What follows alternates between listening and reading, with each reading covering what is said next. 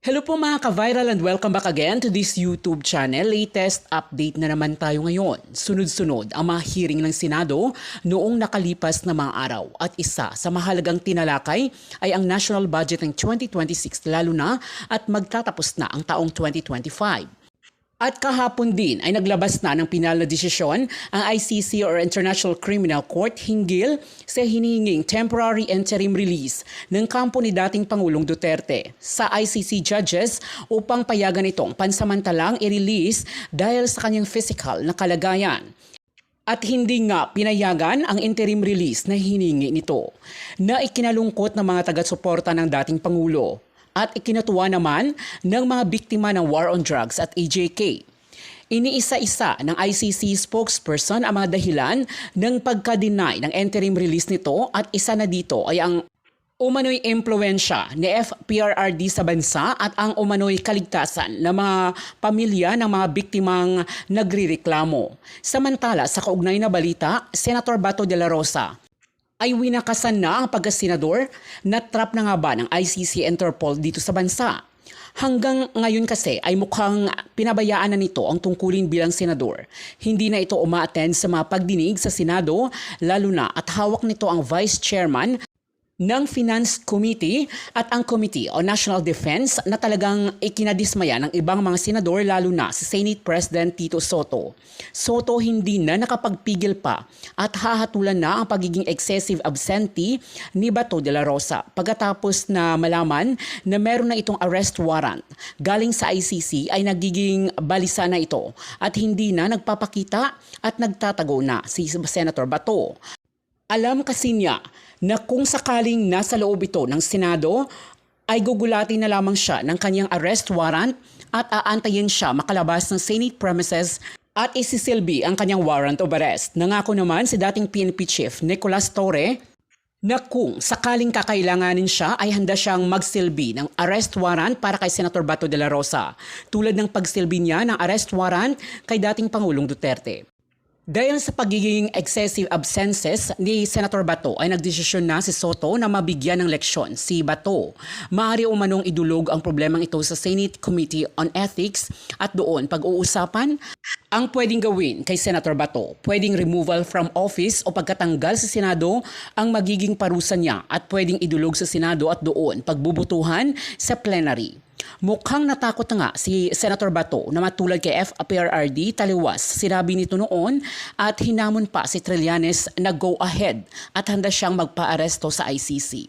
Hindi din ito kinilala ang Interpol dahil aniya ay mayroong sariling law and justice system ang bansa at hindi na tayo sakop ng ICC mula pa noong 2019. Mga kabunyog, mga kababayan, magandang araw po sa inyong lahat. Welcome po sa isa na namang episode ng ating Tupe at Kwentuhan. Pagkwentuhan natin tong si Bato. Galit na talaga si Senate President Soto. Galit kay Bato eh. Napiko na dito kay Bato, mga kabunyog, mga kababayan. Actually, diniscuss ko ito nung isang araw. Sabi ko, hindi ba didisiplinahin ng Senado si Bato? Hahayaan na lang ba ng Senado na ganyan yung isang miyembro nila na tuloy-tuloy na nag-a-absent sa mga session ng Senado? Ang malala dito, mga kabunyog, mga kababayan, hindi man lang nagpapaalam, hindi man lang nagpapaabot kahit sa Senate President, kay Senate President Tito Soto, kahit sa mga kasamahan niya, halimbawa, sa nasa bahagi siya ng minorya, ng minority, o di dapat sasabihin niya si Alan Peter Cayetano, minority leader, kipaabot sa Senate President. Hindi muna ako makaka-attend kasi alam mo naman may problema ako. Wala eh. Hindi daw, hindi man lang nagpapaalam, sabi ni Senate President Soto. Kaya sabi ni Senate President Soto, nung tinanong siya, ano po bang plano nyo? Ano po ba? Didisiplinahin nyo po ba yan? Paparusahan nyo? Sabi ni Soto, sa ngayon daw kasi sa Senate rules nila, wala daw ganun eh. Wala daw nakalagay doon kung ano ang penalty sa mga excessive na absences o sunod-sunod na absences na wala man lang pasabi. Wala daw ganun eh. Pero, sabi niya, pag-aaralan nila sa rules nila kung anong pwedeng gawin. Tama yun. Actually, nung isang araw, nabanggit ko na to, wala bang ano to? Wala bang parusa ito? Parang, ano ito eh, kapabayaan ito. Unang-una, bakit ka hindi na nag-a-attend sa session ng Senado? Nagbakasyon na sila ng mahaba nung panahon ng undas. Ang haba nung bakasyon nila. Ha? Ang haba nung bakasyon nila. At nagbalik sila noong November 11. At mula noong November 11, napakarami ng mga trinabaho ang Senado. Nagkaroon ng Senate Blue Ribbon Committee hearing noong November 14. Halos araw-araw na yung mga pagdinig ng mga komite ng Senado lalo tungkol sa budget. At itong si Bato de la Rosa, siya ay vice chairman ng Senate Finance Committee. Imagine niyo yan mga kabunyog, mga kababayan. Ano? Ha? Mga kabunyog, vice chairman siya. Kasi ang chairman ng Senate Finance Committee, si Win Gatchalian. O siya ang vice chairman. At sa panahon na pinagdideliberatean sa Senado ang budget, malaki ang trabaho ng chairman at vice chairman ng Senate Finance Committee. Kasi ang Senate Finance Committee, ang katapat niyan sa Kamara, yung House Appropriations Committee. Yung House Appropriations Committee chair. Ay ngayon, siya, vice chairman. Mabuti na lang, mabait si Gatchalian. Mabait si Gatchalian. Kumbaga, ang chairman si Gatchalian ng Senate Finance Committee, vice niya si Bato. Kaya nga sabi ni Senate President Soto, dapat sana hindi na lang siya kumuha ng ganyan kamasela na trabaho. Vice chairman ka ng Senate Finance Committee. Kumbaga, hindi mo na sana dapat pinilit yan, nakakunin yan kung ganyan. Ito pa ang malalang ginawa ni Bato. Noong isang araw, 26 yata yun ng November o 27, mga kabunyog, nakasalang yung budget ng Department of National Defense at saka ng PDEA. Ang sponsor ng budget na yon ay si Bato. So kaya dapat siya yung nagdidepensa ng budget na yon. Siya dapat.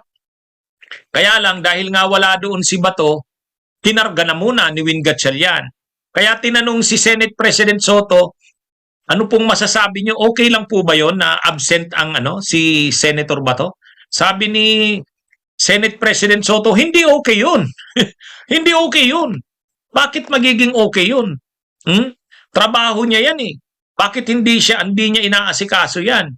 Dapat hindi niya na lang tinanggap yan o hindi niya na lang marami siyempreng gustong mag-vice chairman sa Senate Finance Committee. Maraming gustong humawak ng budget ng DND at saka ng PDEA. Sabi ni Soto, ay kung ganun pala, pabaya pala siya, dapat hindi niya na lang ginawa yan. Dapat hindi niya na kinuha yung mga committee na yan. O ang nangyari tuloy, nung isang araw, ang nag-defend ng DND budget at saka PDEA, si Win Gatchalian. Pinagbigyan niya na lang kasi wala kaysa sa walang maaprubahan na budget ang Department of National Defense at ang PDEA. Ang sponsor sana noon si Bato. Kaya siya sana ang magdi-defend noon sa deliberation ng Senado, kaya lang absent niya. Pero ito ang tama yon. Maganda naman na sinabi yan ni Senate President Soto na pag-aaralan na kung ano ang parusa. Kasi hindi pwedeng ganyan. Mga kabunyog, hindi pwedeng ganyan. Ito yung balita tungkol dyan. Ipakita ko. Ayan. Ito mga kabunyog.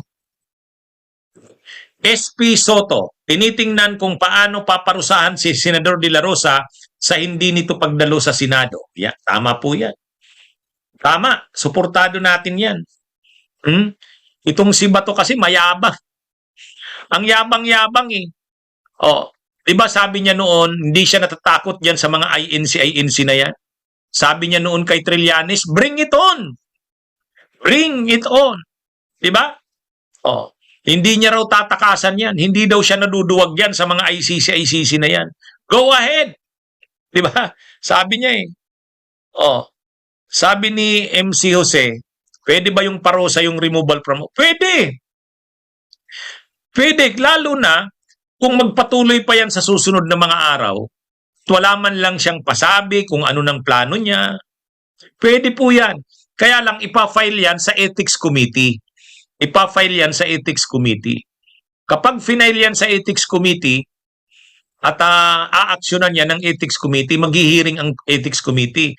Tapos ang Ethics Committee magre-recommend sa plenary. Kung ang recommendation ng plenary ay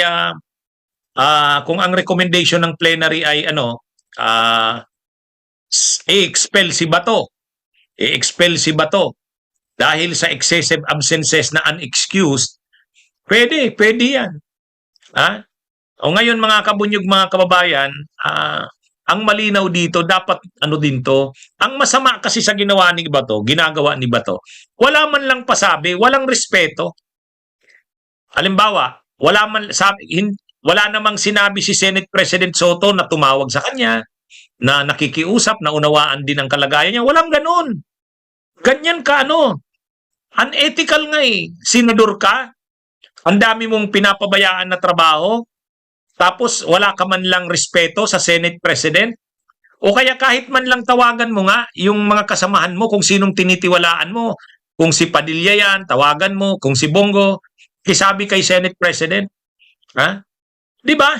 Ano yan eh, mga kabunyog, mga kababayan, napakabastos, napakasamang ugali. Saka hindi lang naman yan isang araw. Imagine niyo November 11 pa, anong pitsa na ngayon? November 28 na, wala pa siyang pasabi. Kasi tinanong si Senate President Soto ng media eh, tumawag po ba sa inyo? Nakausap niyo na po ba? Sabi niya wala. Sabi ni Senate President Soto wala. Bago pa kami mag-break nung undas, wala na. Hindi na siya tumawag. Kaya tingnan niyo mga kabunyog, mga kababayan. Kaya itong ginagawang ito ni Bato de la Rosa ay kabastusan bilang senador. Hindi mo rin irespeto yung Senate President. Dapat nagpapaalam ka man lang, magpapasabi. Kumbaga, respeto lang. Magpapasabi ka na, at saka, nasaan na ngayon yung rason ba yan na magtago siya? Wala pa namang formal na notice ng ICC warrant of arrest. Wala pa, hindi pa linalabas. Nag-aano pa lang si Boying Rimulya. Parang ang paabot pa lang ni Boying Rimulya, balita niya mayroon na. Pero natakot na si Bato. Akala ko ba ang tapang-tapang? Akala ko ba ang tapang-tapang? Di ba ang sabi niya noon, Trillanes, go ahead. Napapanood ko lagi yung video na yun. Sige nga, kung nakaredy sana yung video na yun, ipi-play ko yun ngayon. Sabi niya, go ahead. Hindi ako natatakot sa ICC.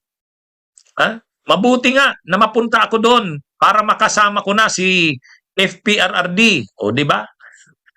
Tapos ngayon, wala pa nga yung formal na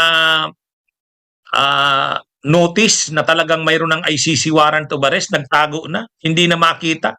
Tapos sabi nung bugado, hindi naman siya nagtatago. Hindi lang ayaw niya lang munang magpakita. Ayan, yan ang nangyari sa sobrang mga yabang ninyo. Pero tama yun. Tama yung disiplinahin na yan. Yung hindi ka man lang nagpapaabot kung anong plano mo, ano ba? Wala. As in, totally wala. Kaya tama lang, pag-aralan na, parusahan si Bato. Sa kanyang una, kapabayaan. Pangalawa, pambabastos yan sa Senate President. Ano yan hindi rason yung dahil may balibalita na. Na mayroon siyang warrant of arrest na ICC, magtatago na siya. Ano ito, mga kabunyog, mga kababayan? Pwede pa kung maglabas na ng arrest warrant, di sige, saka na siya, pero ngayon wala pa nga eh. Wala pa nga arrest warrant, hindi pa pinapakita. Tapos ganyan, nagtatago na siya. Anyway, mga kabunyog, mga kababayan, ang malinaw naman talaga, natakot si Bato. Ayaw niyang mabigla siya eh. Baka pag umattend siya sa hearing ng Senado, tapos habang nandun siya sa Senado, biglang ilabas ang arrest warrant. Saan na siya ngayon lalabas? Actually, yun ang totoo dyan. Pag umattend siya doon sa session sa Senado, biglang ilalabas yung arrest warrant, mabubulaga siya. Makakalabas pa ba siya ng Senado? O, yun ang ayaw mangyari dyan ni Bato. Yan ang ayaw mangyari ni Bato. Sinabi pa naman, si Senador Ping Lacson na rin ang nagsabi, halimbawang lumabas ang arrest warrant na nandun siya sa Senado. Halimbawa, nagsesesyon ang Senado, tapos lumabas ang arrest warrant. Anong mangyayari kay Bato? Wala. Doon na siya, magtatago siya sa loob. Arestuhin ba siya habang nasa loob ng Senado? Mukhang hindi. Mukhang hindi. Kaya lang, sinabi rin naman ni Ping Lacson yan, hindi rin siya pwedeng magtagal sa loob ng Senado. Yung kustodya ng Senado sa kanya, yung sanctuary ng Senado, temporary lang yan. Hindi siya pwedeng magtagal doon. Bakit hindi siya pwedeng magtagal? Hindi magandang tingnan na ang senador ay magtatago doon sa loob ng Senado. Una, maaabala ang Senado. Pangalawa, hindi magandang tingnan na hindi sinusunod ng senador. Senador ka, ayaw mong sundin yung batas, yung rule of law. Kaya sabi ni Ping Lacson, kukup-kupin ng Senate si Bato. Hindi siya ipapa-aresto habang nandun. Pero hindi naman siya pwedeng magtago doon ng 1 buwan, 2 buwan, 3 buwan, hindi. Yan ang pagkakaiba ni Bato sa kanila Laila de Lima. Si Laila de Lima, paglabas ng matkal ng balibalitang mayroon ng arrest warrant na lalabas sa kanya. Alam ni Laila yun. Pero hindi niya tinaguan. Hindi siya nagtago. Hindi siya nagtago si Laila de Lima. Nang lumabas yung arrest warrant laban sa kanya, nagpasabi lang siya, "Huwag niyo naman akong pasukin dito sa Senado. Susurrender ako, bababa ako. At ang request ko lang, bigyan muna ako ng pagkakataon kumuha ng gamit ko sa bahay." Malinaw yun. Ganon ang ginawa ni Laila de Lima. Hindi na siya nagtago sa Senado. Bumaba na siya. Yung CIDG, iniskortan siya. Dumaan lang siya doon sa bahay nila. Kinuha niya yung gamit niya. Diretso na siya doon sa PNP Custodial Center. Yan yung Si Bato wala. Kaya yung mga yabang niya noon, di ba? Nung panahon ng drug war, yung ganito. May hawak siyang, kala mo, walang walang kinakatakutan. Ayan. Yan mga kabunyog, mga kababayan. Kaya tapos nagsisweldo pa yata yan. Ay, grabe. Wala. Yon? Dapat si Senate President Soto, disiplinahin niya yan. Hindi maganda sa imahe ng Senado yan. Kabastusan sa Senado yan, kabastusan yan sa sambayan ng Pilipino. Kaya dapat disiplinahin. Tama lang. Kaya lang, sabi nga ni Senate President Soto, sa rules nila, wala pang ganun. Yung excessive absences na unexcused, wala pa. Pero sabi niya, pwedeng pag-isipan niya. Kaya, ito? At saka nakakahiya sa imahe ng Senado na takot na takot ka. Di ba? Nakakahiya na kung ang niya, mag-resign na siya, pwede, saka na magtago na siya. Di ba? Mag-resign na siya, magtago na siya. Pero ito ngayon, na hindi siya nagre-resign, hindi rin siya nagpapaabot man lang sa Senado, tapos ngayon hindi mo makita, ang dami ng trabaho na hindi niya naaaksyonan. Naiinsulto na si Senate President Soto Sabi niya, hindi okay ang ginagawa niya na yan. Ang daming trabaho Pero yun na nga, ang totoo talaga niyan, ayaw niyang pumunta ng Senado kasi pag nasa Senado siya, baka biglang ilabas yung arrest warrant. Yan. Yan? Ako, ganun ang dyan. Ganun ang paniwala ko dyan. Tingnan nyo si Duterte. Pag galing niya ng Hong Kong, pagbaba niya sa airport, hindi na siya nakalabas. Nakipagmatigasan pa.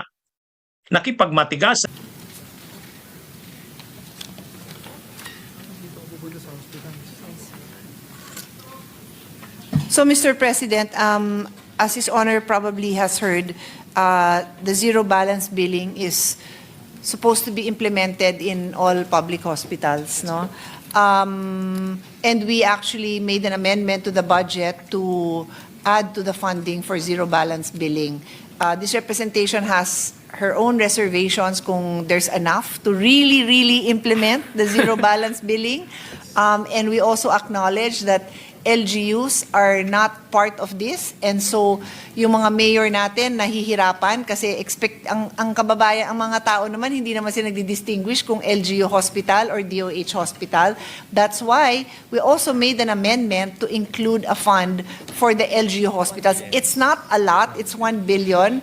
But the intention is to start the fund so that DOH can pilot this, and maybe next year we can have a much bigger amount, 10 billion if necessary, 20 billion if necessary. And then in specialty hospitals, kasi I'm sure our colleagues are like our office are always recipients of requests for assistance dito sa mga heart center, lung center. So we also put 1 billion in as part of our committee amendment in all of these specialty centers. And then we also have the progressive benefit expenditure, is that correct? Expenditure, where benefit expansion, where yung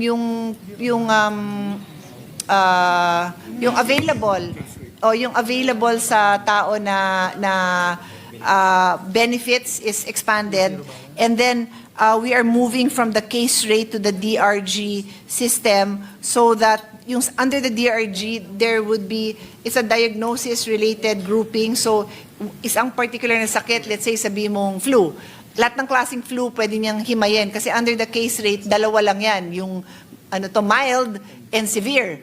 Pero under DRG marami yan. So it's technical, but it's meant to address different health scenarios, Mr. President. So these are what DOH is doing, Mr. President. Thank you for that answer, Mr. President, distinguished colleague. And again, let me commend and congratulate our distinguished sponsor for continuously espousing the augmentation of our budget and in realizing our dream, our ambitious dream of having this zero balance billing. I remember distinctly, Your Honor, distinguished colleague, during the SONA of the President, we were all looking at each other about this zero balance billing. I remember even the presiding officer, Senator Lacson, is also looking at this representation when we heard during the SONA about the zero balance billing, because everyone in our section are asking each other, is it possible? Is it being implemented now? Right now, Mr. President, where are we in so far as full implementation of zero balance billing is concerned, Mr. President? So, Mr. President, the secretary who stepped out very briefly is telling me that they really are implementing the zero balance billing in the hospitals, DOH hospitals. So kahit na meron silang binabayaran hanggang 2 million na babayaran po ng DOH. And these are DOH devolved hospitals, no? Yes. Hindi devolved hospitals, I mean. DOH... DOH retained hospitals, Retained Mr. hospitals. President. Yeah, thank you, Mr. President. Mr. President, let me go to another Senator topic. Villanueva? Yes, Mr. Just a quick intervention.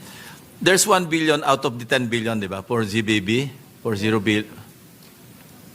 There's 1 billion for LGUs out of the 10 billion. That's in the committee report. My question is, how many LGUs are expected to be covered nung 1 billion? Sorry, what's the question, Mr. President? There's 1 billion pesos for LGUs out of the 10 billion for zero billing, di ba? Yes. Ang tanong ko po, how many LGUs are expected to be covered by the 1 billion? Kasi baka kulang na kulang. Kulang po. I'll be the first to tell So how His many- Honor na sobrang kulang talaga yon. So how many LGUs are expected So to they be will covered? just be piloting it with 4 to 5 LGUs, Mr. President. 4 to 5? Yes, only. That's very small. There's no- His Honor will, well, I don't know if His Honor would know, but the idea really here was instead of giving additional MAIFIP we bring it directly to the hospitals. Yeah. So that's why we spread it out this way, specialty hospital, LGU hospital, and then funding also for DOH to use. But definitely there's the demand for more is there, Mr. President. Thank you.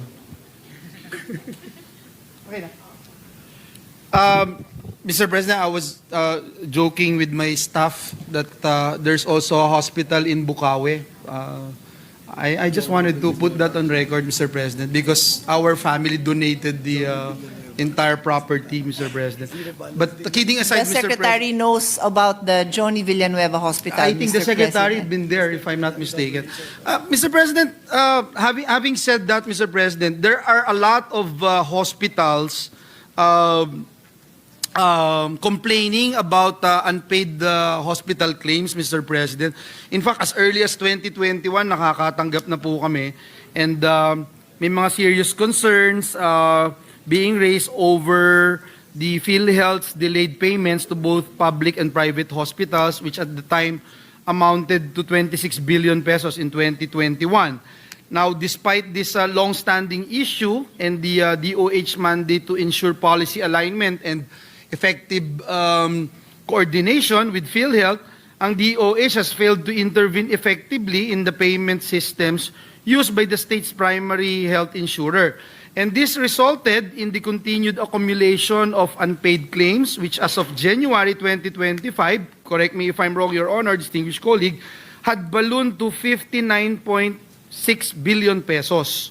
So my question, Mr. President, is what specific measures has the Department of Health implemented to address the delayed payments of hospital claims by PhilHealth? And why is it, Mr. President, why have these measures failed to prevent the accumulation of unpaid claims na ngayon ho lumobo na to 59.6 billion pesos, Mr. President?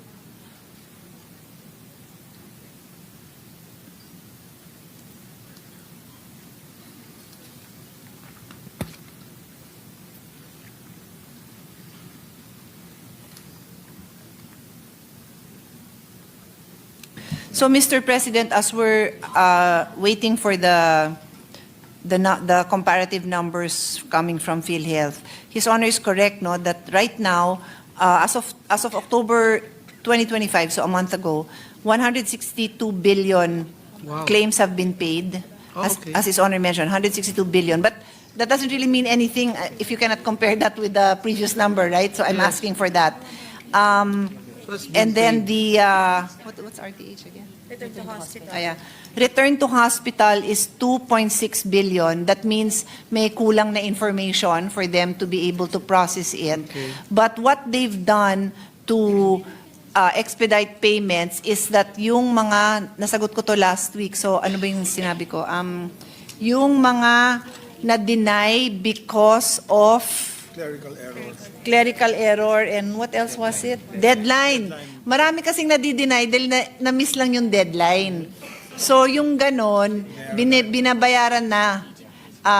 Yun. So, but yeah, I think it would be good to see what are those numbers, to see what changes have been made. Kasi we have been a recipient of the news coming, well, the public news, but coming from the hospital owners na, yun nga, over the years, lumala yung time that they get paid. But I also recall that I announced in the last, when one of our colleagues asked a similar question, that now they are able to pay even earlier than the 90 days ba? Is it 22 days, which is way below the 60 days. So 22 days na yung average nila under the new management, Mr. President.